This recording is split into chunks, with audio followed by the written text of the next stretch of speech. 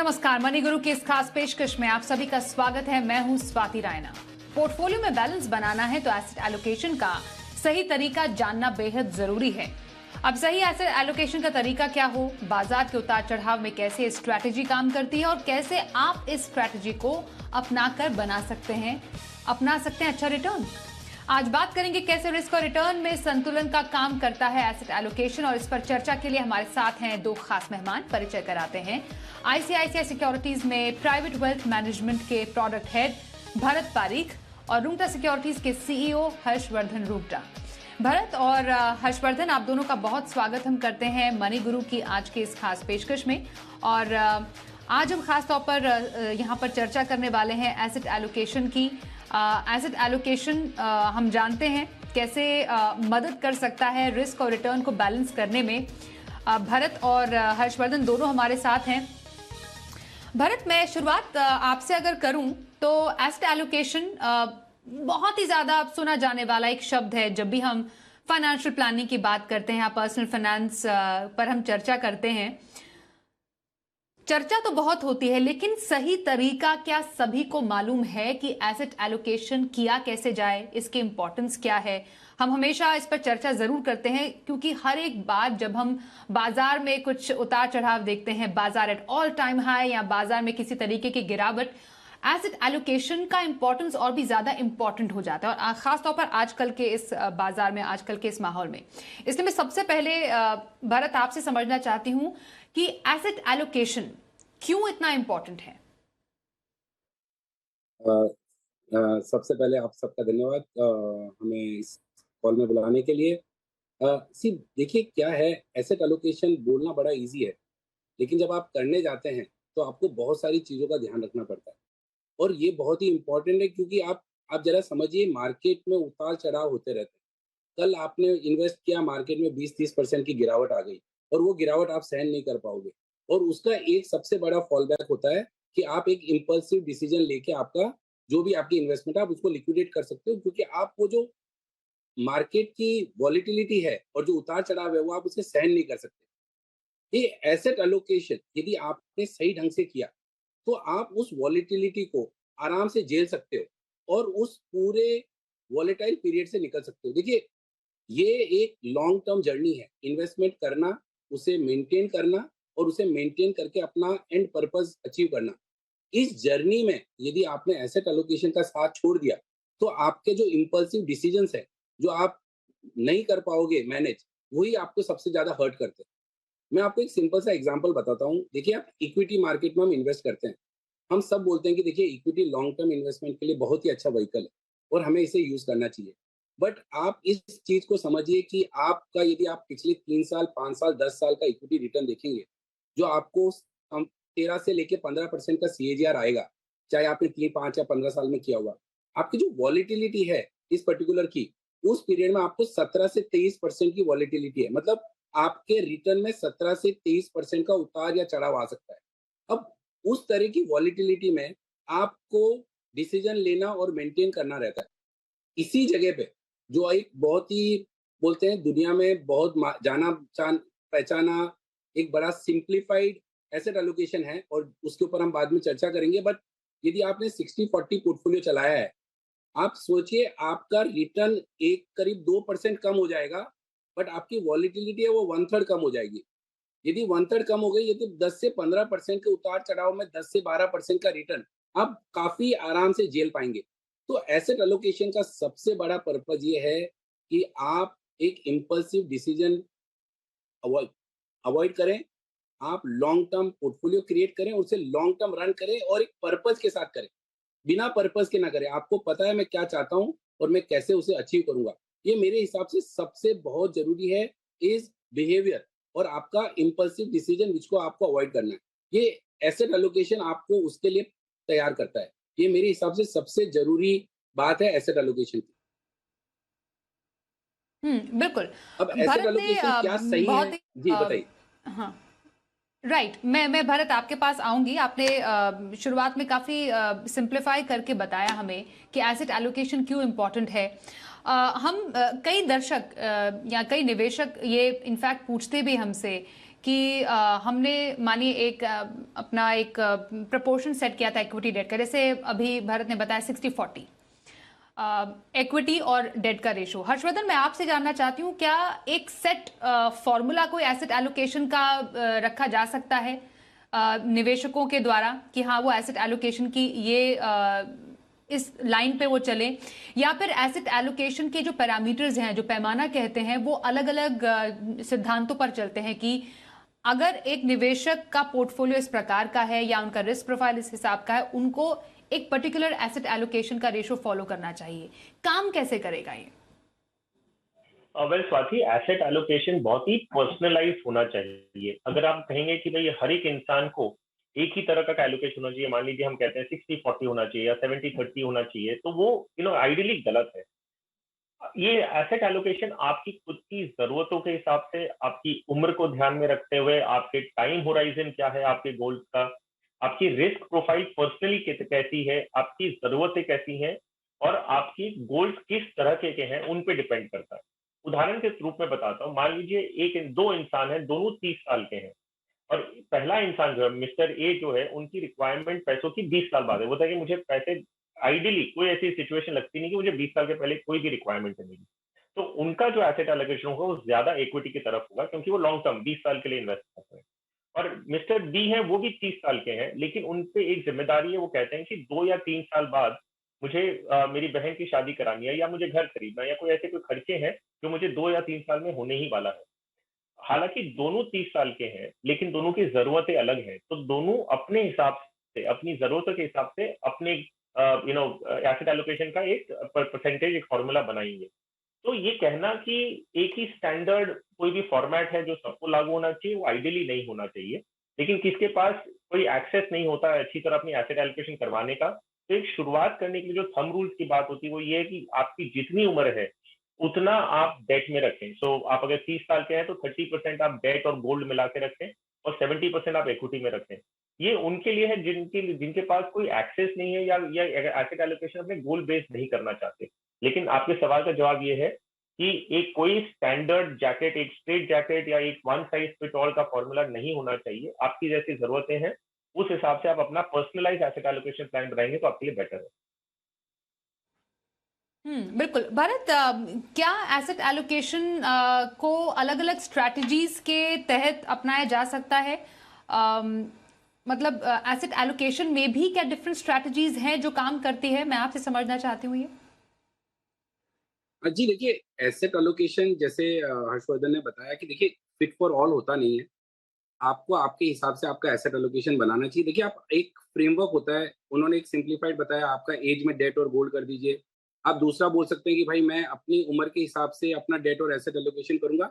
सबसे अच्छा तरीका है गोल बेस, एक पर्पज़ के लिए आप करें, उस पर्पज़ को टाइम होराइज़न में देखें और उस टाइम होराइज़न से करें। तो ये सबसे सिंपल और सबसे इफ़ेक्टिव तरीका जो है, असरदार है, ये है कि आप एक टाइम होराइज़न डिसाइड करें जो आपके गोल बेस हो, और उस हिसाब से आपके हर गोल के हिसाब से अलग अपना पोर्टफोलियो चलाएँ, और उसमें आपकी कितनी रिस्क लेने की एबिलिटी और आपकी कितनी रिस्क लेने की इच्छा है, उस दोनों को आप उसके अंदर ज़ाहिर करें। ये एक बहुत ही सुलझा हुआ बट बहुत ही आसान तरीका है। हम देखिए बचपन में एक गुल्लक बना के चलते थे कि भई ये मेरे बच इसके लिए है, ये मेरी बहन की शादी के लिए है, ये मेरे इसके लिए है। गुल्लक बना लीजिए, उस गुल्लक में अपनी टाइम होराइज़न डिसाइड कर लीजिए, भई ये 10 साल चाहिए, ये 20 साल चाहिए, ये 15 साल बाद चाहिए, और उसको इस हिसाब से आपके एसेट एलोकेशन कर लीजिए। और जैसे उन्होंने बताया, जैसे-जैसे आपका समय नज़दीक आ रहा है, उस हिसाब से आपका अपना एसेट एलोकेशन चेंज करना चाहिए। मैं एक चीज़ जो आपको बताने की कोशिश कर रहा हूँ कि ये कि देखिए, अल्टीमेटली आपको इस चीज़ का ध्यान रखना है कि आपका जो पोस्ट टैक्स रिटर्न आया है, वो आपके इन्फ्लेशन से ज़्यादा है। यदि आपने उस चीज़ को अचीव नहीं किया, और सपोज़ देखिए, हम बहुत सारे लोग होते हैं जो डिपॉज़िट में पैसा रख लेते हैं, बोलते हैं भाई मुझे तो रिस्क नहीं लेना है, मैं तो रिस्क नहीं ले सकता। विलिंगनेस नहीं है, एबिलिटी भी है लेकिन विलिंगनेस नहीं है। अब आपका रिटर्न समय के साथ पैसे की वैल्यू यदि कम हो गई, तो आपके गोल अचीव नहीं होंगे।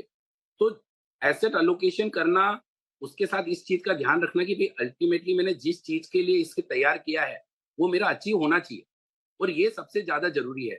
तो आप 2 चीज़ का ध्यान रखें कि inflation adjusted post tax return आपको उस गोल की तरफ ले जाएं। और यदि आपको लग रहा है कि मैं उस गोल की तरफ नहीं बैठ रहा हूँ, देखिए आपको रिस्क थोड़ी बढ़ानी पड़ेगी और कॉम्पेंसेटली आपको उतना ही आपको आपके रिटर्न इंप्रूव होंगे। देखिए बिना यदि आप रिस्क नहीं लेंगे तो आपके रिटर्न नहीं आएंगे। बट रिस्क सोच समझ के लीजिए, एसेट एलोकेशन करके कीजिए। और जैसे आपका समय गोल के पास आ रहा है, आपका एसेट एलोकेशन को सेफर कर दीजिए। ये एक बहुत ही इफेक्टिव तरीका है आपके एसेट एलोकेशन का। 60-40 यूनिवर्सली एक्सेप्टेड, एक बहुत ही जाना पहचाना और बहुत लोग फॉलो करते हैं, इंक्लूडिंग आपके यूएस वगैरह के पेंशन फंड 60-40 फॉर्मूला यूज करते हैं। वो एक बड़ा अगेन फिट फॉर ऑल वाला फंडा है। आप 5 एसेट क्लास में कर सकते हैं। बट देखिए सबसे सिंपल है, गोल बेस कीजिए या एक 60-40, 50-50, बहुत सारे तरीके हैं करने का। एक हम जो आप कहे हैं कि एचएनआई सेगमेंट में जो हम फॉलो करते हैं आईसीआईसीआई में, वो है एक पीसीए फ्रेमवर्क है कि आप अपने पूरे पैसे के 3 टुकड़ों में पार्ट कर दीजिए। पहला पार्ट कर लीजिए जिसको हम प्रिजर्वेशन बोलते हैं, या जो आपको एकदम सेफ चाहिए, सुरक्षित चाहिए, वो आप डेट में रखिए।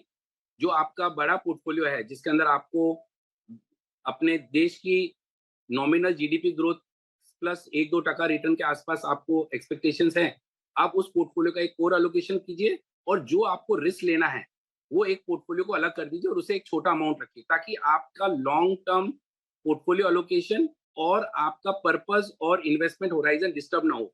यदि उस छोटे पोर्टफोलियो में आपको कुछ ज़्यादा मतलब मार्केट वॉलेटिलिटी की वजह से नुकसान भी हो गया, वो आपका टोटल एसेट एलोकेशन को डिस्टर्ब नहीं करेगा। तो 2 तरीके हैं, आप डेट इक्विटी का एलोकेशन कर दीजिए, एक 60-40 पोर्टफोलियो कर लीजिए, या जो हम एचएनआई के लिए करते हैं आईसीआईसीआई में, आप पीसीए फ्रेमवर्क से आपके पोर्टफोलियो के 3 टुकड़े करके आप उसे अलग-अलग मेंटेन कर सकते हैं।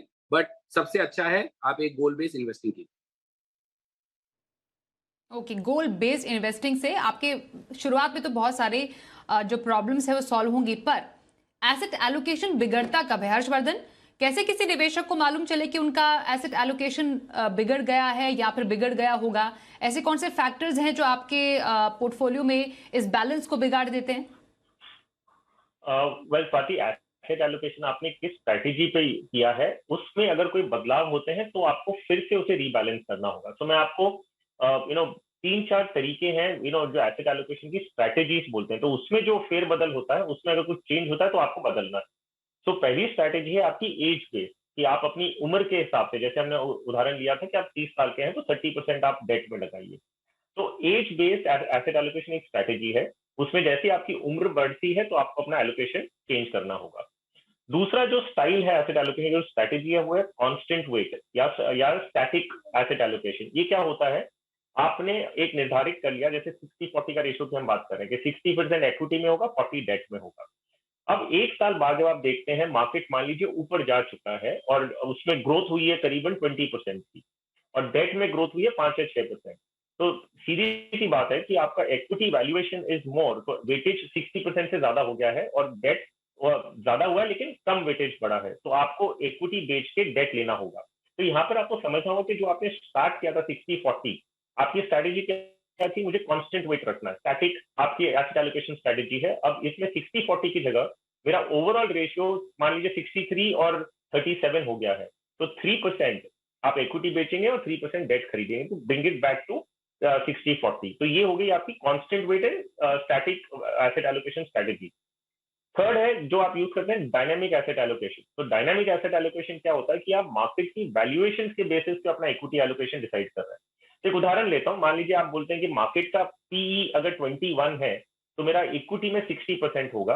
अगर इक्विटी पीई मार्केट का बढ़ जाता है तो मैं इक्विटी का एलोकेशन 60% नहीं करके उसको घटा के 40% ले आऊंगा।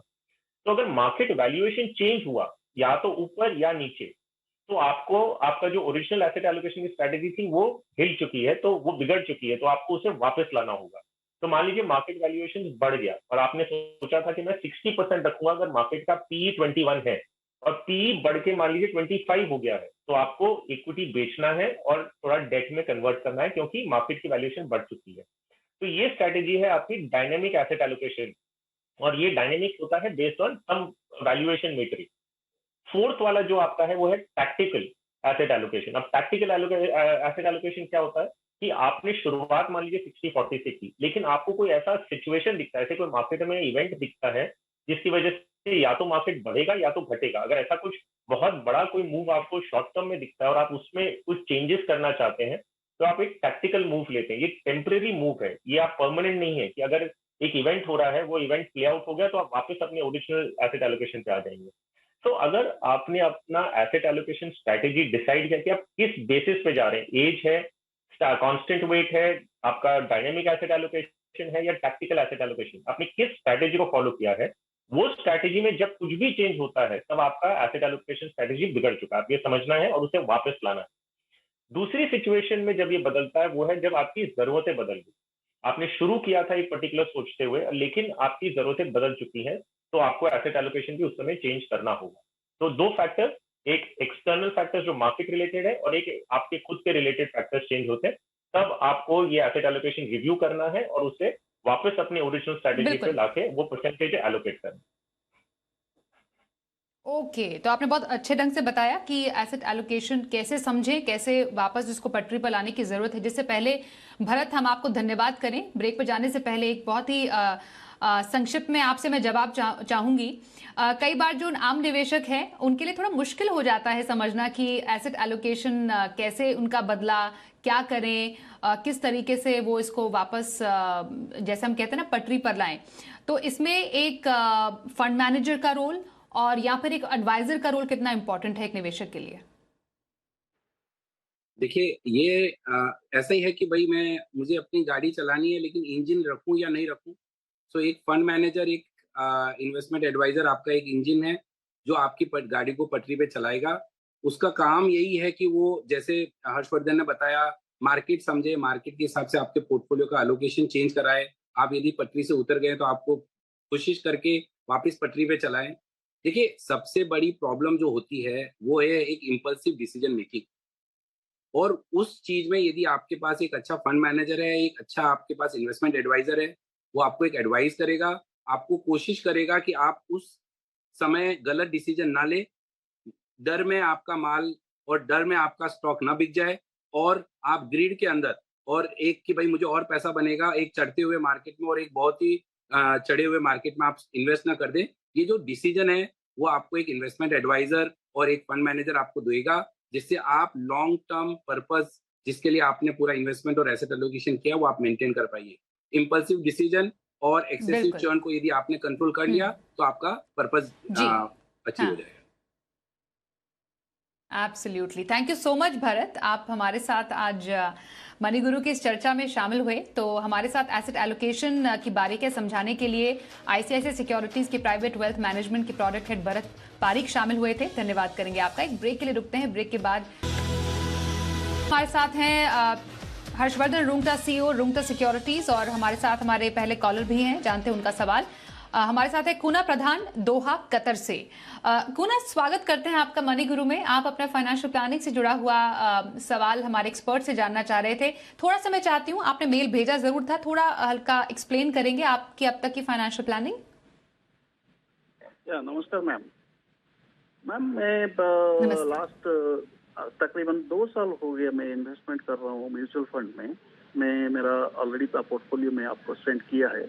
लास्ट कपल ऑफ डेज में देख रहा था कि आपका वॉच कर रहा था आपका टीवी शो। तो वहाँ से मैं जो कि हमको एक नेगेटिव फीडबैक मिला कि ये एक्सेस म्यूचुअल फंड्स जो है अभी अच्छा परफॉर्म नहीं कर रहा है, तो उससे निकल जाओ बोल के। तो मैं जो इन्वेस्टमेंट किया था Axis mutual fund blue chip में और मिड कैप में, वहाँ से तो मैं कैंसिल कर दिया है। अभी तक ड्रॉ नहीं किया है बट कैंसिल कर दिया है। अदर देन दैट जैसे technology fund, ICICI approve technology fund, तो वहाँ से भी, क्योंकि मैं अभी 50 इयर्स हूँ तो ये रिस्क हो जाता है बोल के भी बताया गया था, तो वहाँ से भी मैं कैंसिल कर चुका है। बाकी जो 8 फंड में मैं अभी इन्वेस्टमेंट कर रहा हूँ, वो इन्वेस्टमेंट कैसा है मेरा इन्वेस्टमेंट, और मेरा गोल जो है मैं बताया हुआ है कि मेरा चाइल्ड, मेरा एक डॉटर है, उसका अभी 13-14 years old. So another next 5 years में वो हायर एजुकेशन के लिए उसको चाहिए, और मैरिज के लिए अनदर 10 इयर्स में, मैरिज के लिए 8 to 10 इयर्स में मैरिज के लिए चाहिए 50 lakh. and retirement plan also. 3 CR के हिसाब से डाला है रिटायरमेंट का 10 इयर्स में.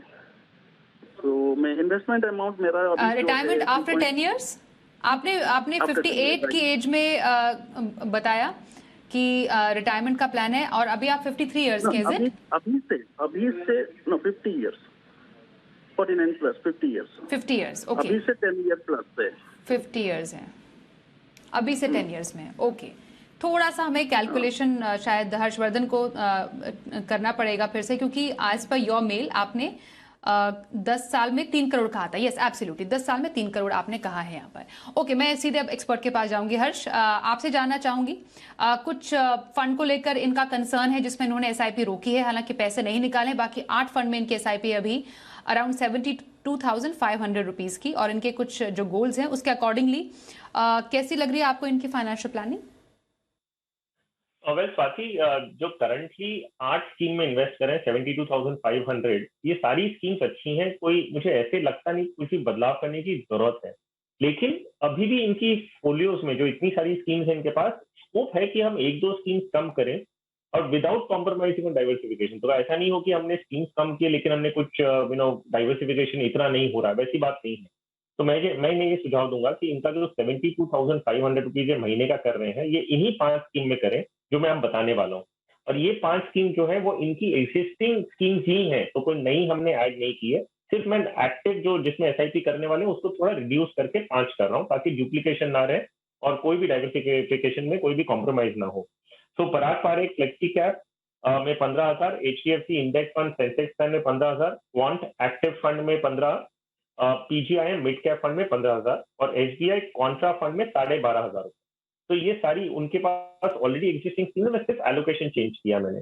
बाकी स्कीम्स में एसआईपी बंद कर दें और जो फंड वैल्यू इनके पास एग्जिस्टिंग बंद की हुई स्कीम्स प्लस जो अभी बंद करेंगे वो सारी ऐसी की ऐसी रहने, रीडिंग करने की जरूरत नहीं है.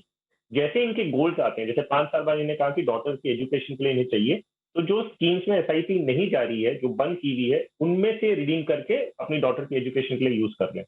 और जब रिटायरमेंट आता है तो रिटायरमेंट जो भी आपकी कंटिन्यूसली एसआईपी चल रही हैं वो स्कीम्स आप रिटायरमेंट के लिए एलोकेट कर लें, तो वो लास्ट में वही रहेंगी और आपके गोल्स के लिए जो पहली हैं बंद है उनमें से आप निकल जाएंगे.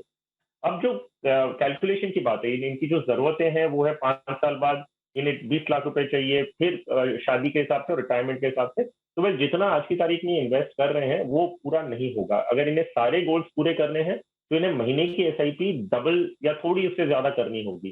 तो नेवरदलेस जितना कर पाए, ऑब्वियसली हमेशा ये सुझाव होता है कि जितना कर पाए आप करें. बाकी आगे का आप जैसे जैसे साल बढ़ते जाते हैं आप रिव्यू करते रहिए. हो सकता है कि शादी के लिए जो आपने 50 लाख का गोल्ड रखा होगा शायद उतना ना लगे, उससे कम में आपका काम हो सके. तो गोल्स को प्रायोरिटाइज और रीवैल्यूएशन आपको करना होगा बेस्ड ऑन आपका एक्यूमुलेशन कितना होता है. सो सिंपल पॉइंट ये है कि जितना कर सकें करें. आइडियली स्पीकिंग डबल की जरूरत है, लेकिन अगर नहीं कर सके तो जितना कर सकते हैं उतना काफी.